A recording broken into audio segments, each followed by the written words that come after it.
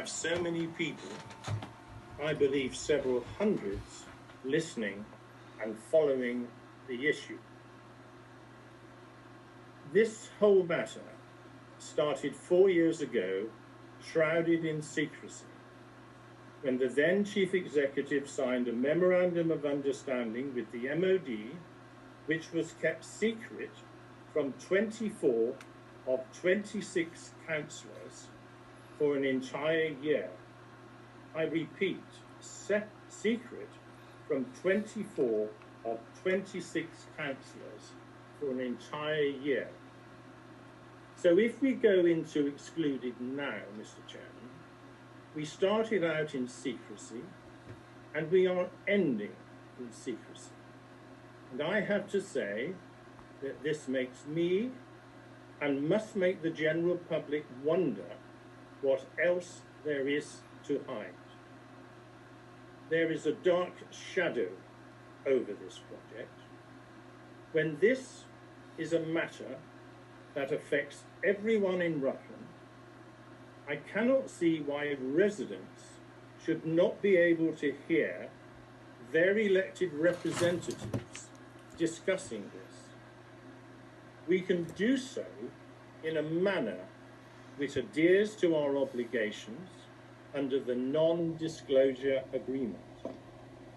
Transparency is important in a democracy so that those in power are held to account for the common good. Let us therefore be open and transparent with those who put us in office. We should remain in the public domain, and thank you for your indulgence, Mr. Chairman. Thank you very much, Mr. Bull.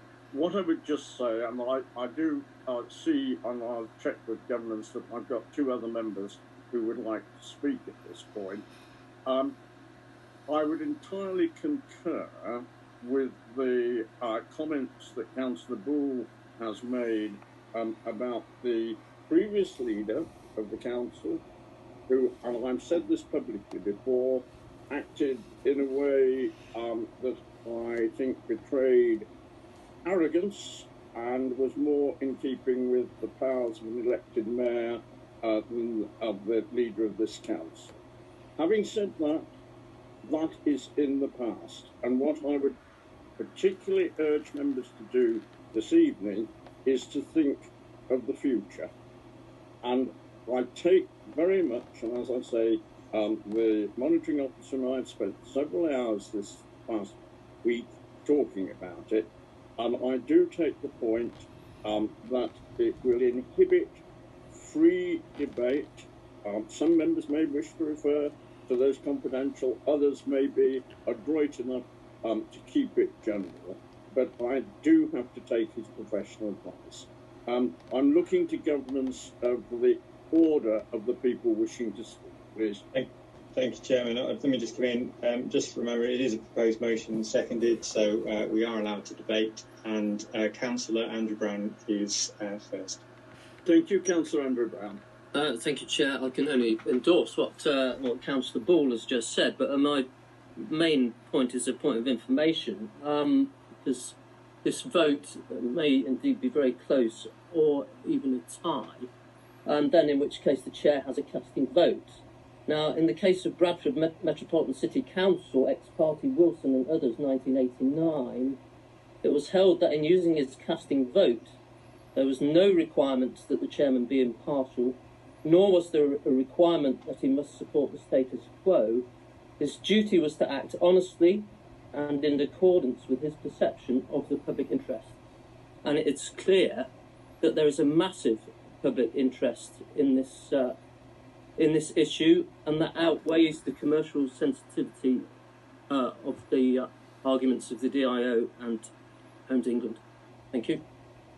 Thank you very much, Councillor Brown. Again, I'm looking to governance for the sequence.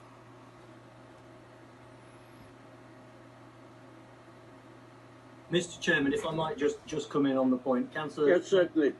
Thank you. Councillor Andrew Brown has referred correctly to case law in relation to a casting vote. the balance of public interest is for members to consider on all matters. However, members are also required to have a regard to the advice that they are provided. We would be in breach of the confidentiality that we have in place with Homes England and the DIO if we were to debate the detail in public.